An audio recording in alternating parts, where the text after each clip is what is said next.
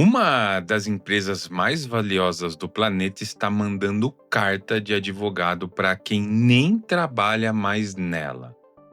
Não é cobrança de dívida, não é disputa de salário, é um aviso. Guarde tudo. Guarde cada e-mail, cada mensagem, cada arquivo, porque a gente vai te processar. Mais de 40 pessoas receberam uma carta essa semana, julho aqui de 2026, e o motivo é simples de dizer e complicado de resolver. Elas foram trabalhar na concorrência. Galera, bem-vindos aqui ao Bytes do Dias. Eu sou o Adriano e esse é o ponto de encontro diário de quem realmente importa e quer saber mais de tecnologia. Já se inscreve, curta, compartilha esse vídeo que vai me ajudar muito. Conto muito com vocês. Hoje, o assunto é uma guerra que a Apple declarou contra a OpenAI. E o motivo por trás dela vai te ensinar algo que toda empresa, inclusive a sua, vive na pele. O ativo mais valioso de uma empresa de tecnologia não é o código, é a cabeça de quem escreve o código. Vamos lá. Na semana passada, a Apple entrou aí com um processo contra a OpenAI. E aí, como eu já te disse, a gente está em julho de 2026. Tá bem fresco isso. E não é contra uma pessoa, contra a empresa inteira. E também contra a divisão de hardware que a OpenAI comprou, chamada de I/O Products. O processo nomeia diretamente dois executivos aí da Apple. O Tang Tan, que era um dos líderes de hardware da Apple por quase 20 anos e hoje é o Chief Hardware Officer da OpenAI. E Chang Liu, outro engenheiro sênior que fez aí o mesmo caminho de ir para a OpenAI. A acusação da Apple é pesada. Ela diz que a OpenAI orquestrou, a palavra usada é essa mesmo, orquestrou, uma operação coordenada para roubar talentos e informações confidenciais.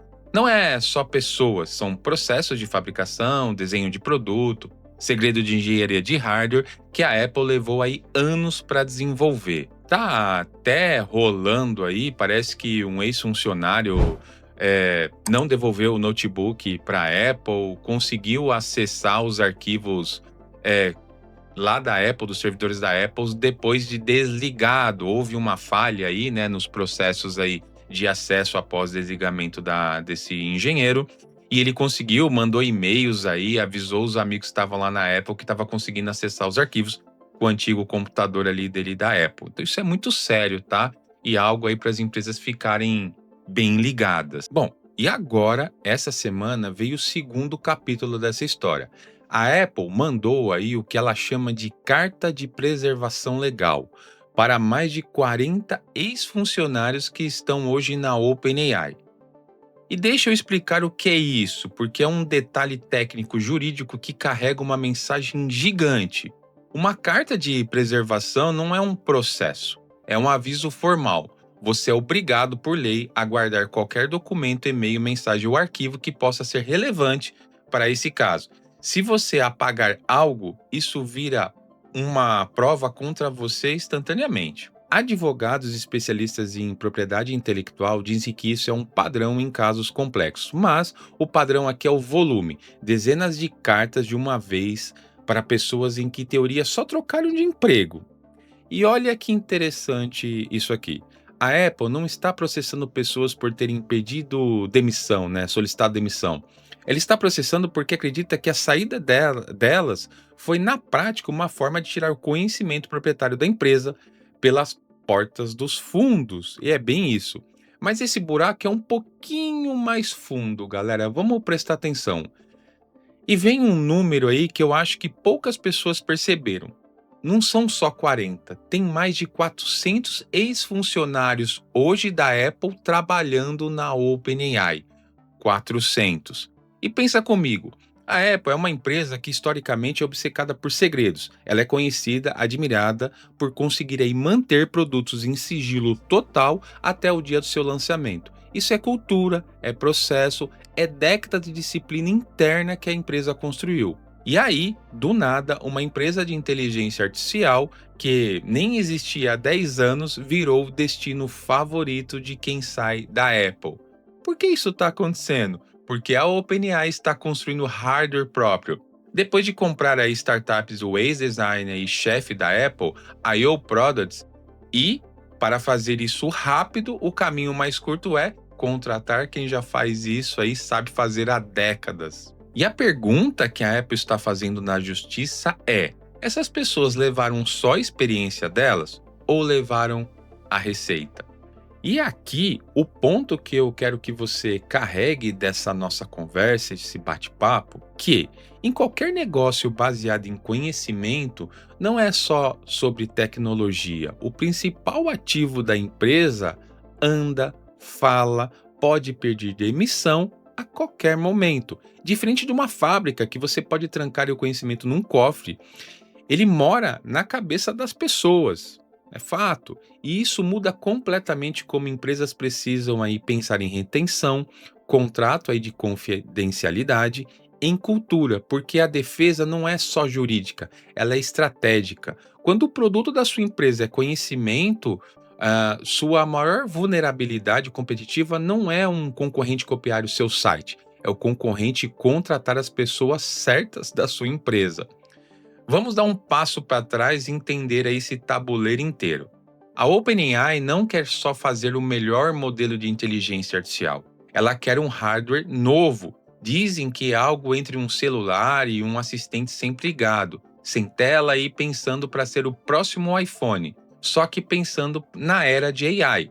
E quem melhor aí para construir isso do que as pessoas que passaram a carreira inteira construindo exatamente esse tipo de produto na Apple? Só que isso coloca a Apple numa posição bem desconfortável. Ela, ao mesmo tempo, a dona do padrão ouro de hardware de consumo do mundo e a empresa que está visivelmente atrasada na corrida de inteligência artificial, a Siri nova com a AI de verdade atrasou. Os grandes anúncios aí de AI generativa da Apple vieram depois dos concorrentes, não antes. Então imagina o incômodo, né, da Apple. A empresa que perdeu a corrida de AI está vendo seus próprios engenheiros saírem para ajudar quem está ganhando essa corrida e também ganhar a corrida de hardware, que era um território exclusivo da Apple. Esse processo não é somente sobre segredo industrial, é sobre a Apple tentando com as ferramentas que ela tem, que nesse caso são ferramentas jurídicas, desacelerar um adversário que está avançando rápido demais no terreno que é dela, que ela domina.